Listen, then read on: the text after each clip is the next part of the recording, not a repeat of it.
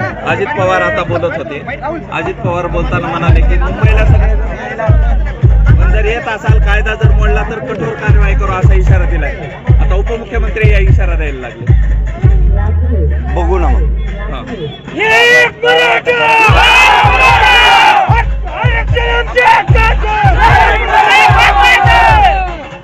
कारवाई तर करा. तुम्ही पहिल्यापासून हेच केलं. तुम्ही पहिल्यापासून मराठ्यांच्याच मुळावर उठले. आम्हाला हे बोलायचं नव्हतं. तुम्ही मौन धरलं होतं. आम्हाला असं वाटलं होतं की तुम्ही मराठा समाजाच्या पाठीशी आहेत. परंतु शेवटी तुम्ही तुमच्या पोटातले विचार तोंडावर आणलेच म्हणायचं. पहिल्यापासून तुम्ही मराठ्याच्या विरोधातच काम केलं.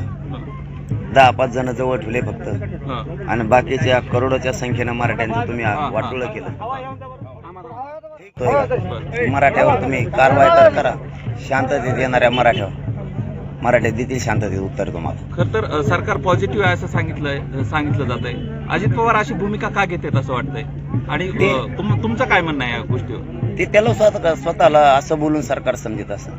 अपघातानं आलेला माणूस त्याला सरकार, आम्ही तो जर असं बोलत असला तर आम्ही त्याला सरकार नाही मानत आम्ही त्याला. जर मराठ्यांच्या पोराच्या नरड्यावर पाय द्यायचं त्यांनी जर ठरवलं असलं तर आम्ही त्याला सरकार नाही मानत. हा माहित मुंबईवर जायला, मुंबईला तर जाणार आणि ओबीसीतूनच आरक्षण आणणार. तू कारवाई कर, त्या टायमाला शांततेचं उत्तर मराठी देतील.